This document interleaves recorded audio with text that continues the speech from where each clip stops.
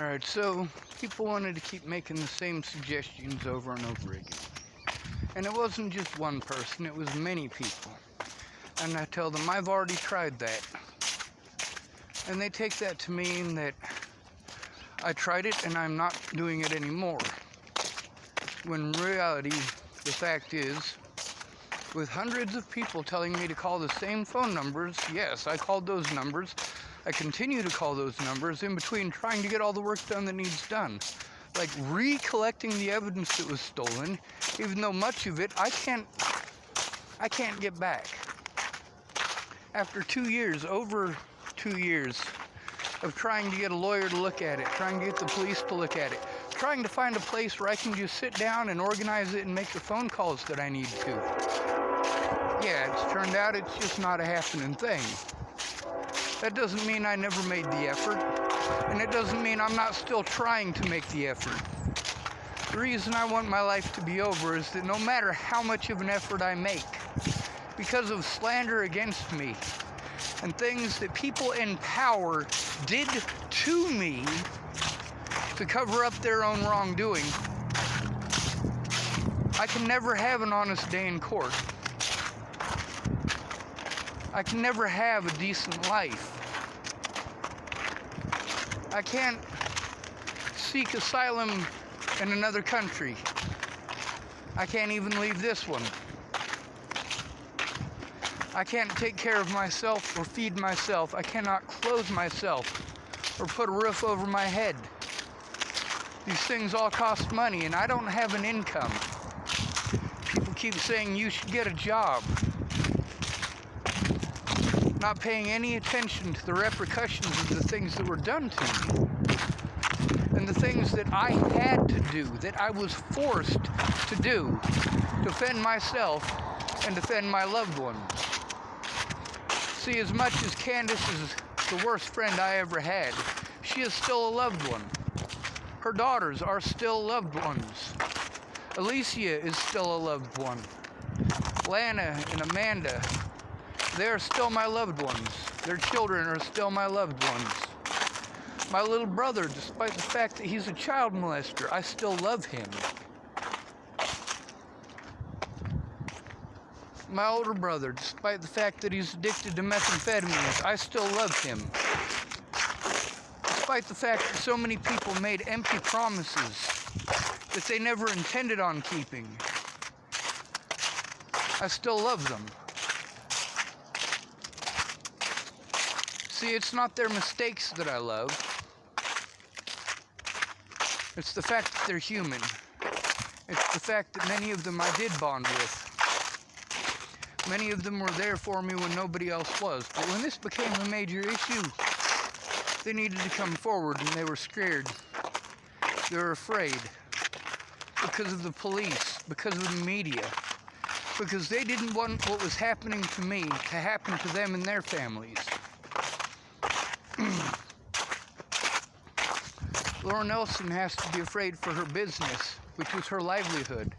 And she has to be afraid for her son, because they can use that as leverage against her. Alex Furman is afraid to come forward because he's afraid that it will affect his ability to see his children.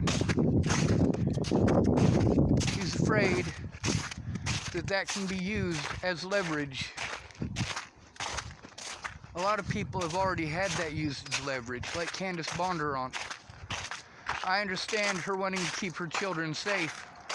But the fact is, I have a lot of loved ones that I'm trying to keep safe. And her not coming forward put them all at risk. Just like Mandy Hughes not coming forward put them all at risk. Just like Miss Peaches not coming forward put them all at risk. The other thing is, most of these people did try to come forward according to their own accounts, but they don't remember the names of the officers. I wrote those names down as often as I could so that I wouldn't forget them. I wrote the names of witnesses down so I wouldn't forget them, and those things were stolen from me by police. Not all of them, but much of it.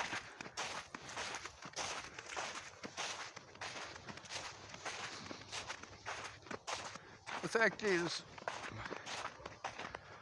as long as I'm still alive, I'm still going to continue to try. Also, if you want to accuse me of something that I didn't do and punish me for something that I didn't do, you don't get to complain when I do those things.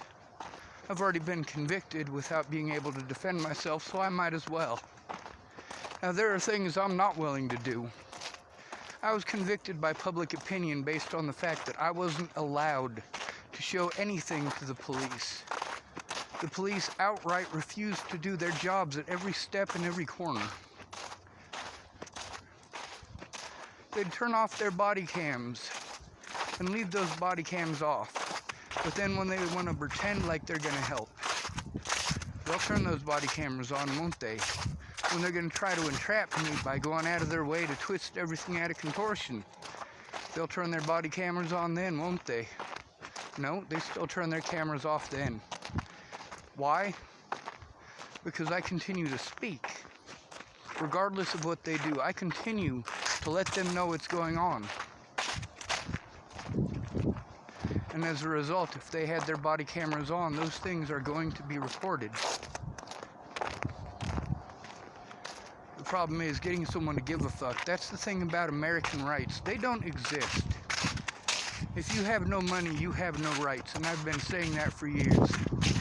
Those of you who are friends with me on my Facebook, even though most of it is now private, if you're friends with me on Facebook, type those keywords in there and you'll see. I have been speaking out about all of the things that the news has been reporting on in Colorado for the last 2 years. Furthermore, I've been reporting about it since before the news even gave a shit. Years before the news even gave a shit. I've been speaking out about these things for over 30 years. Think on that for a minute. Over 30 years. But then people were spoiled and pampered like my dad. They wanted to tell me how it is. Tell me how it is. Tell me how it is. My dad never did a goddamn thing himself. Never. Much like Jamie Curtis, who needed a lot of help out of Jamie's house.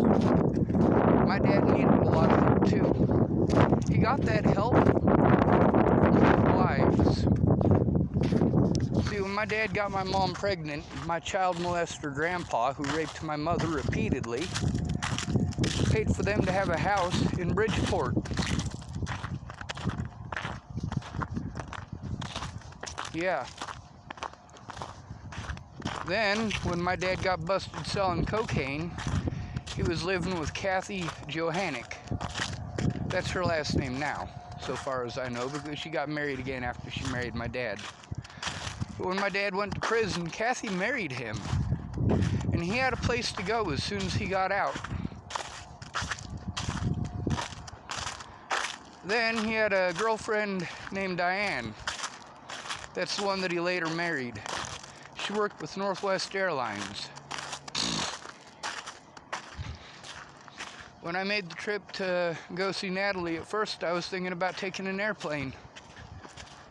Imagine that. It was only $56, and I was thinking I might even be able to get my stepmom, Diane, to, because she retired from Northwest Airlines. She still gets cheaper airfare. I was going to see if she might be able to help with that, maybe reduce it down from $56. Maybe it was $58, I don't know, somewhere in there. It was less than $60.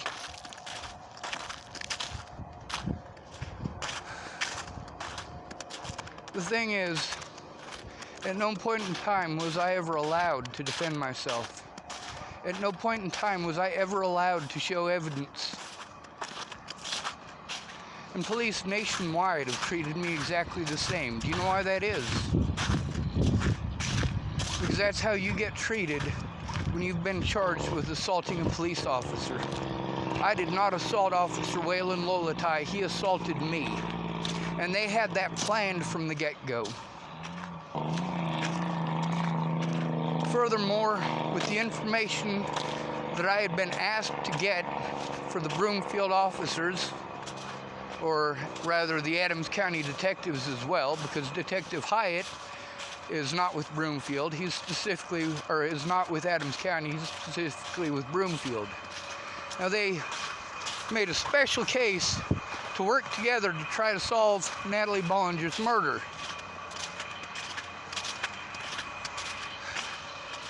But they didn't just do it professionally.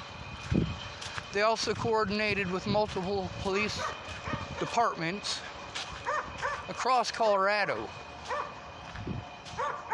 in order to harass, threaten, or intimidate myself or anybody who tried to help me, including Candace Bondurant.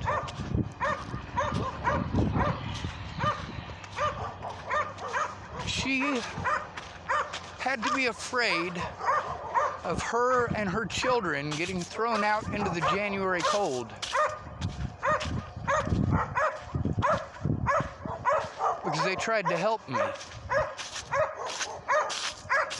When I attempted to kill myself in January of 2018, it's because I was afraid. I was afraid for Miss Shelley. I was afraid for Danica. I was afraid for Alicia. I was afraid for Candace and her kids. With what happened there in Haxton, Colorado while I was at Candace's, and the phone call with Rihanna. Yeah, they were freaked out, and so was I.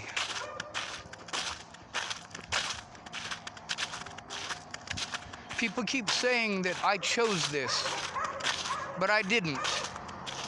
It is not my decision for people not to keep their word. It is not my decision for police to refuse to do their jobs. It is not my decision for police to threaten, harass, and intimidate my loved ones. And it is not my choice for those people to be such cowards and not stand up to the police. Those were not my decisions. It was not my choice for Shannon Alvarado to be an alcoholic. It was not my choice for Christopher Tapp to get physically violent because he was drunk. And it was not my choice for Brett Roloff to be involved in meth, or his girlfriend. None of these are my choices. Now here in Chapel alone, or here in western Nebraska alone, I should say, I've had over 20 police interactions, over 20 in the last 2 years. And at least 3/4 of them should have been recorded by the police.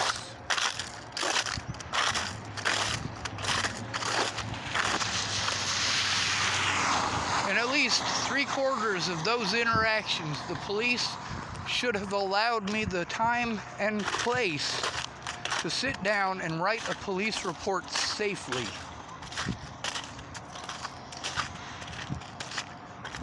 Instead, those police officers decided to either blow me off, threaten me, intimidate me, try to run me out of town illegally.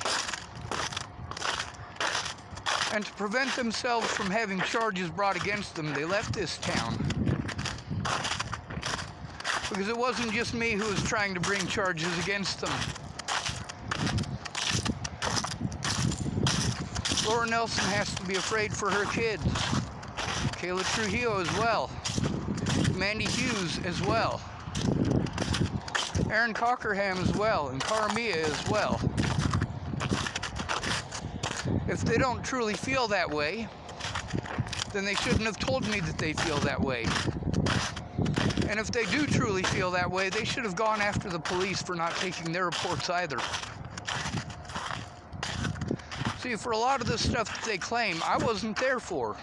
They claim that they did those things, but then again, when I'm busting my ass trying to get these things done, and I'm all by myself, I get treated like I made no effort because there is no witness there to see it. I get treated like I'm making up these conversations because there's no witness there to hear it. I get treated like I should automatically have a roof over my head and a power outlet that I can plug into and not get bothered. A lot of the most basic things that you guys have the ability to do because you've been able to acquire it over time. I've been prevented from having a safe spot of my own where I can use my money to acquire those things over time. Over 2 years of having my resources not only withheld from me, but stolen from me. What the police did was not legal. What they did was literally steal evidence to prevent me from taking these officers to court. That's where the blue line of bullshit comes in. As soon as you tell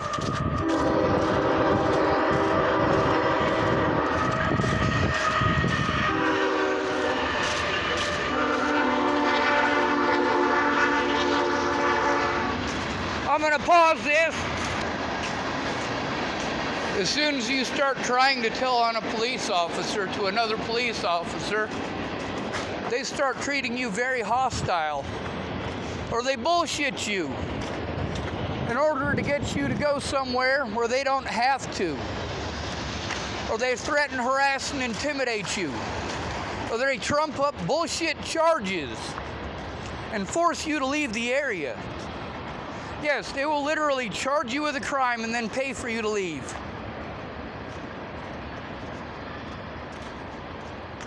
And those are your choices. At that point, you have the decision where you can either leave for your own safety, or you can be harassed by the police for the rest of your duration. The police are rotten nationwide. I despise this country because of that. And those of you spoiled, those of you who had it all handed to you so that you could keep what you had, want to pretend like I've had it handed to me my entire life. No, not even close. The amount of money that I have received from other people since Natalie disappeared has not come anywhere close to replacing that $600 and something every month for my disability.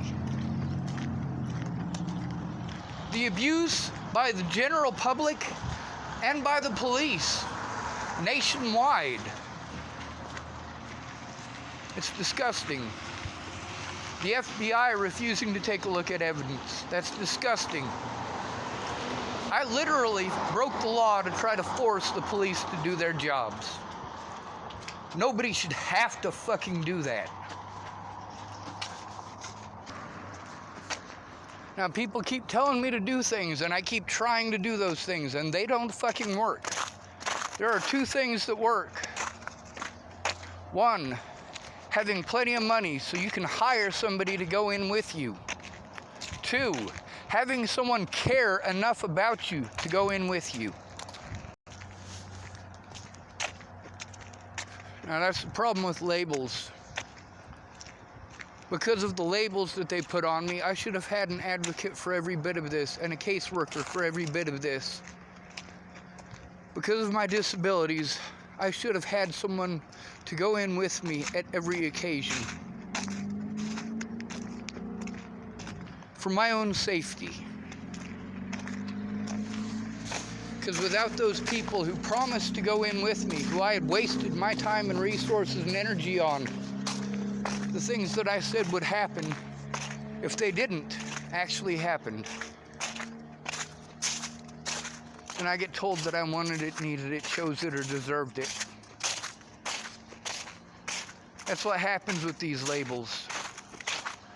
It makes people into victims. Strips away all of their human rights, their basic human rights. And we get to listen to women complain about how men are all terrible. We get to listen to minorities tell us about how whiteys are all terrible. It's a poverty issue. You are easy to victimize. I should shut up because I'm not a woman. I should shut up because I'm not black. With all due respect, black folks and women have more rights than I do. They get special rights and special rights groups. We, as white men, are told that we have to sit on the back burner because our problems aren't as major, aren't as important.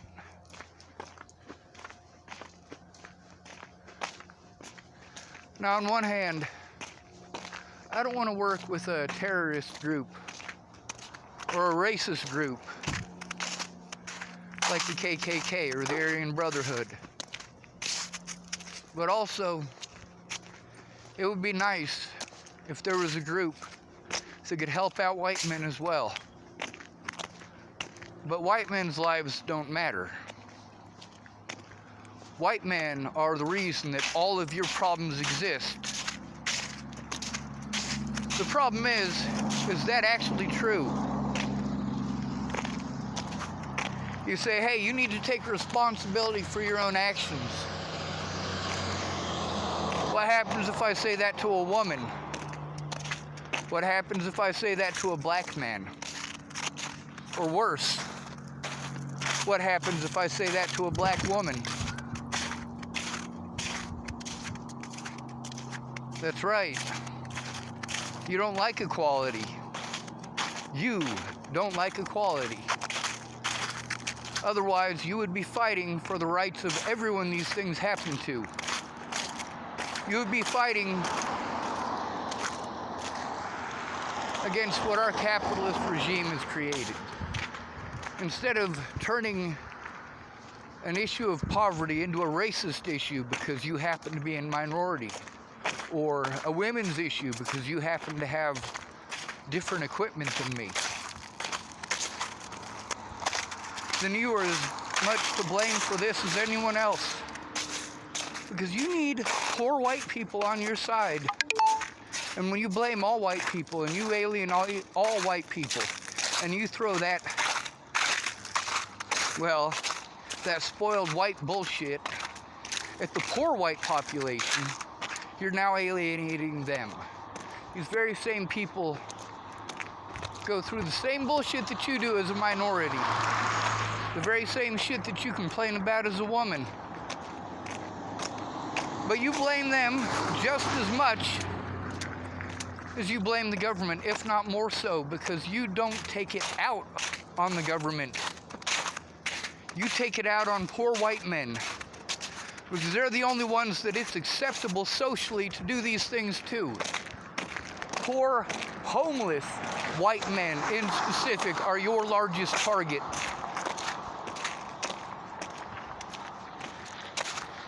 The most victimized people in America are the victims. The most victimized people in America as children are foster children. And the most victimized adults are former children in the foster system. So I don't want to hear your fucking bullshit.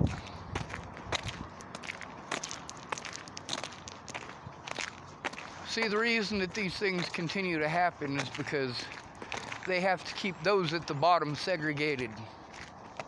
Keep a bunch of ignorant, broke-ass rednecks working in coal mines blaming minorities. Keep a bunch of minorities blaming all whiteys. The fact is, I stick up for minority rights. I stick up for LGBT rights. I stick up for women's rights, and I am none of these. I do it because it's the right thing to do. Meanwhile, I do have to pay attention to the fact that a black man in a house has a much less likelihood of being incarcerated than I for not committing a crime. Homeless people in Boulder County alone are incarcerated at a 346-to-1 ratio over their housed counterparts. Black people are incarcerated at a 5-to-1 ratio over their white counterparts. The homeless account for a smaller percentage of the population than minorities do.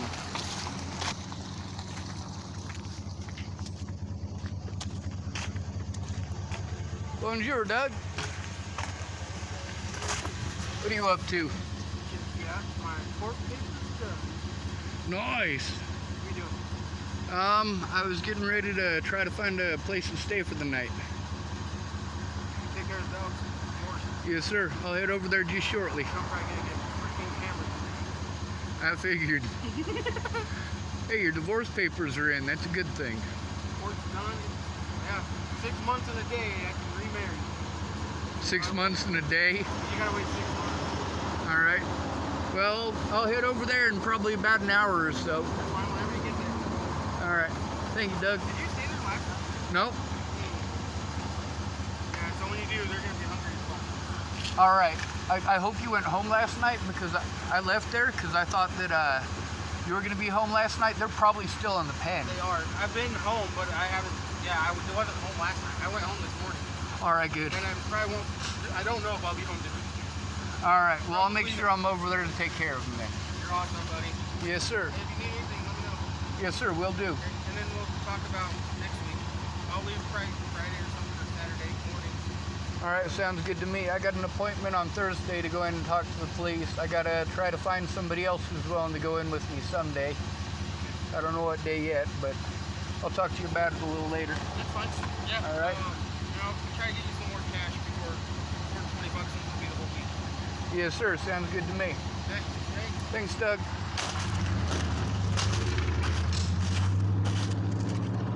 Yeah, I got paid $20 to dog sit for the weekend.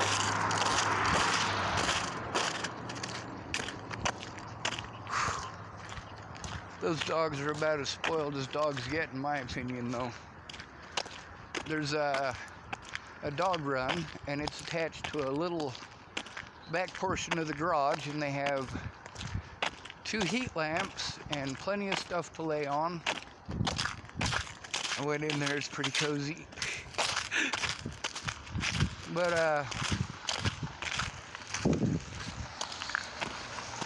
I can't remember where I was at before I started talking to him.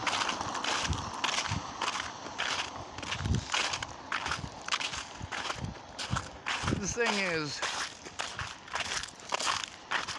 before Natalie disappeared, I was trying to get help. I was denied at every turn. Now, obviously, with the way that the police were interacting and reacting to other officers, they were in communication with one another. They also outright lied. And by refusing to make a police report about their interactions, and by refusing to turn on their body cameras when they were obviously clear and presently there, these officers were able to break the law repeatedly, over and over and over. Officer Amanda Jonas, when I first met her, I had literally turned myself in on Facebook so that somebody else would call the police and the police would actually show up to do something, to collect evidence. But then they did everything in their power not to collect evidence, to destroy evidence and to prevent evidence from going to court, and my own public pretenders refused to do a thing about it. Matter of fact, my most important court dates, they didn't even show up to. The evidence that needed to be shown in court, my public pretenders refused to get that evidence, or to even make any attempt to get that evidence. And when I tried to fire Pamela Carty in court on the 15th of October of 2018, that judge refused to allow it. I had already been tortured, manipulated, and assaulted over what happened to Natalie for 10 months. 10 months by that point. I'd already had to endure that treatment for over a year before Natalie died. But after Natalie died, it got much worse because now we had police officers trying to hide their own wrongdoing.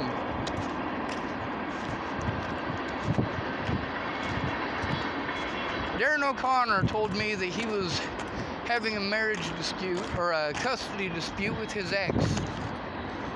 That was right after Natalie disappeared, and it was before they found the guy that killed her. And Darren O'Connor told me that there was nothing that he could do because he was afraid of public opinion. Afraid that his ex would try to use it against him to prevent him from seeing his children. But he never came forward about that.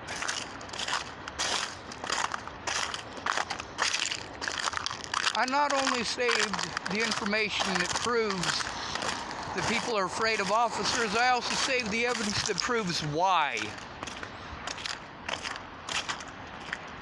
And police have done everything in their power to separate me from it. This country is fucking disgusting. There's a woman in Australia who talks about a lot of the same things that I do. But she's a woman. She talks about men's rights and how screwed men get. Now here's the thing about bringing these things up only when it comes to your children.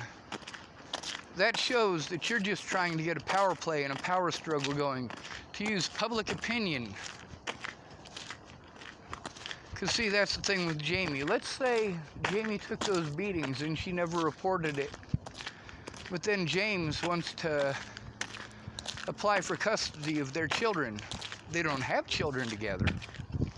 But if they did, well, if James tried to take Jamie to court and she tried to bring it up then, oh, well, he just tried to beat me on a few occasions and I was too afraid to come forward. Well, Miss Jamie, if he beats you again and you try bringing that up, how well is it going to go over? Yeah.